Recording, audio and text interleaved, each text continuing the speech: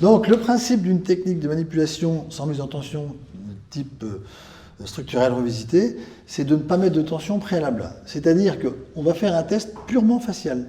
On pose les mains et on se laisse emmener dans la facilitation, si possible sans que le patient perçoive le mouvement qu'on doit réaliser. Ce qui fait que quand je perçois une onde de mouvement de facilitation qui se propage, cette onde de mouvement doit envahir mon corps. Et comme mon corps a trouvé la gestuelle qui est donnée par cette cervicale, je vais donc faire le mouvement opposé, qui est un mouvement corporel, qui va permettre de faire la manipulation. C'est-à-dire qu'instantanément, je me pose sur une structure qui m'emmène dans une dysfonction, et je mets les paramètres opposés directement, sans réfléchir plus. Ce qui fait qu'on sort un petit peu des lois classiques de la biomécanique, à la mesure où on suit toutes les composantes de l'organisation tissulaire. Donc on n'est pas sur des axes de flexion, d'extension, d'inclinaison, mais sur une composante globale de mobilité. Voilà. Si on veut poursuivre sur une charnière, par exemple, je prends une impression en mettant la main sur la tête de toute l'organisation de ce rachis cervical jusqu'à la charnière où je veux aller. Et si je sens cette organisation faciale-là, je vais inverser les paramètres pour faire une manipulation comme ceci.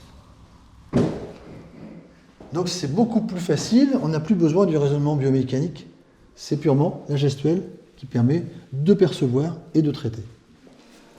Et la gestuelle, c'est ce qui reste quand on a tout oublié. Et sur le dos. Peut-être pas ici, c'est tout. Voilà. J'ai repéré pareil une petite côte en passant directement. J'ai repéré cette côte. Je garde contact sur celle-ci. Je le mets en position de dog. Je viens poser ma main au plus près de l'épineuse pour être sur l'incosto transversaire. Et je perçois le mouvement de facilitation, mouvement de mise en tension, qui est le mouvement opposé. Si je sens une côte qui fait ce mouvement-là, je fais un mouvement d'élévation. C'est-à-dire si j'ai une côte qui est en abaissement, je la remonte. Si elle est en rotation dans un sens, je la mets en rotation de l'autre. Avec un peu de compression ou de refus de compression. C'est instantané. Je me positionne, je suis le mouvement de la côte, je libère le mouvement de la côte. OK ? Idem pour le bassin. Donc en positionnant sur un bassin, j'ai tout de suite une notion d'un bassin en torsion, gauche sur axe gauche ou droite sur axe droite. Gauche sur axe gauche, OK. Donc ça me donne une organisation de ce bassin. Tu te mets sur le ventre. Je vérifie que j'ai la même organisation en position ventrale. Je peux faire un test en me posant sur le sacrum, sur la sacroiliaque, et je sens le recul du grand bras de cette sacroiliaque. Je mets mon patient sur le côté. Je l'installe en le laissant le plus possible faire son installation dans la mesure où il va s'installer en équilibre, que si je lui impose une position, il va avoir envie de tomber d'un côté ou de l'autre. J'utilise l'épaule juste pour une petite traction, mais sans mettre de rotation au niveau des lombaires pour ne pas verrouiller, parce que le but c'est d'avoir le maximum de mobilité partout. Donc ce que je vais chercher, c'est le principe d'oscillation. Il faut que j'ai des mouvements oscillants partout, et c'est dans ce petit espace d'oscillation que je vais pouvoir envoyer la manipulation avec les toutes petites composantes de mouvement. Et je pose ma main sur ce sacrum, je sens le mouvement de facilitation, je sens le mouvement de mise en tension qui sera là. Donc je m'installe avec mon corps, je dois chercher la liberté de mouvement. Tu vois que le levier inférieur, je viens chercher non pas à verrouiller ou à monter un levier, mais au contraire à garder de la mobilité, de façon à pouvoir dire « je manipule ». Sur le dos ?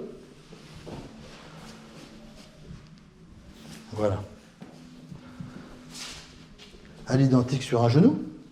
Si je sens un genou fluide, un genou avec une mécanique un petit peu moins fluide, je me dis tiens, celui-ci a peut-être besoin d'être traité. On regarde. Je rentre dans la mobilité de ce mouvement facial et je m'aperçois que là, j'ai de la mise en tension. La perception du mouvement qui envahit mon corps va faire la correction. Et c'est vraiment mes mains ne sont qu'une perception qui envahit mon corps ou qu'un mouvement de mon corps qui renvahit mes mains. Donc j'ai trouvé l'axe que je voulais utiliser. Donc je reprends cette même gestuelle dans une gestuelle de genou qui doit de nouveau envahir mon corps. Je pourrais faire un test même sans les mains. Je peux voir si j'ai compression, refus de compression. légère abduction ou adduction. Je cherche le point de neutralité pour avoir de l'oscillation et du mouvement. Je positionne mes mains de la même façon. Après, la difficulté, ça va être d'avoir un mouvement focalisé pile poil sur l'interligne du genou. C'est-à-dire ne pas faire une traction qui va aller dans la hanche, ne pas faire une traction qui reste dans le pied, mais qui vient se focaliser sur le genou.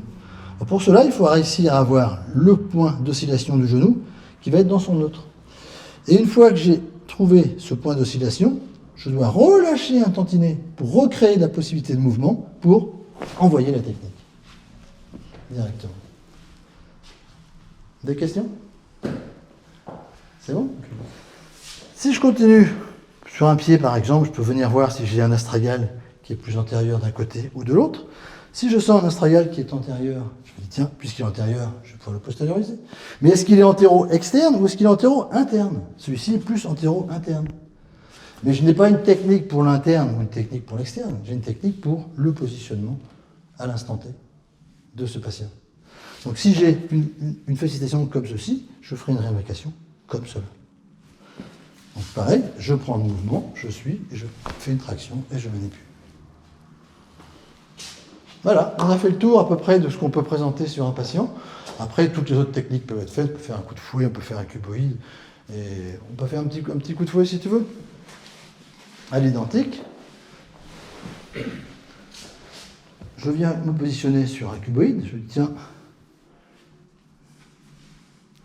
lequel est en dysfonction, prenons celui-ci. Et je vais voir la dysfonction, si j'ai une dysfonction dans un sens, dans l'autre, en rotation interne, en rotation externe.